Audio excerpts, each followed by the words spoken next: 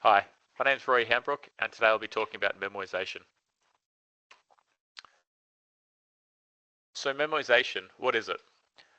So this is a technique that we can use to save already computed results in our algorithms.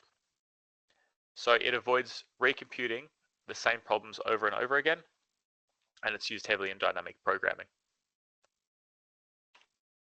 So why do we need memoization? So some algorithms, such as the Fibonacci sequence, repeats the same calculations over and over again. And without memoization, this will run in exponential time, as we need to run um, multiple calculations over and over again. So with memoization, we can save our results and we can just call that from our list, so it can run in almost linear time for a lot of algorithms. So here I've got an example using Fibonacci numbers. So for those of you who don't know, Fibonacci numbers, so for Fibonacci 5, that will be built on Fibonacci 4 plus Fibonacci 3. But then we would then have to calculate Fibonacci 4, which would be Fibonacci 3 plus Fibonacci 2, and so on and so forth, recursively going through each step. As we can see, we have to calculate F3 here. We have to calculate F3 here. So we're making a lot of redundant calls. And just in this little example, it's already calculated twice. So we can use memoization, and we could have just saved that F3 result and then looked it up the next time to be able to just look it up in linear time instead of having to recompute the whole recursive algorithm. So when should you use this? So when a problem's recursive and when the same inputs are recalculated over and over again, and it's ideal for certain dynamic programming problems such as Fibonacci sequence, knapsack problem, and grid path counting.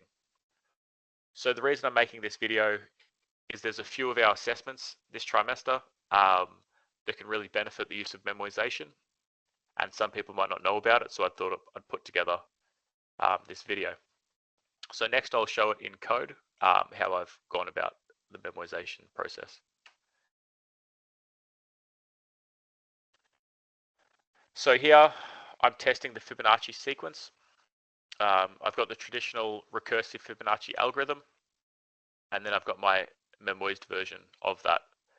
So the main difference is I store the pre-computed values.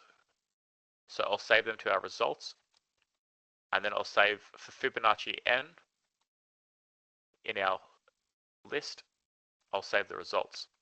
And then when we first run this algorithm, we can first check, hey, have we already pre-calculated that? It'll check our list, and if we have, then it'll just return the value instead of having to run all of this again. So I'll quickly demonstrate the time differences between the recursive algorithm and our memoized approach. So I'm running off a Fibonacci number of 42, which doesn't seem large, but as we'll see, doesn't run all that fast. So when I hit enter, it'll start running the algorithm and you'll see the weighting. And then that's from when we're starting our calculations. So as we can see, that took about 4 seconds to run. And then when I hit enter again, it'll run using our memoized approach. And as you can see, that ran almost instantly. That pretty much sums up everything that I want to talk about with memoization. Thank you for watching.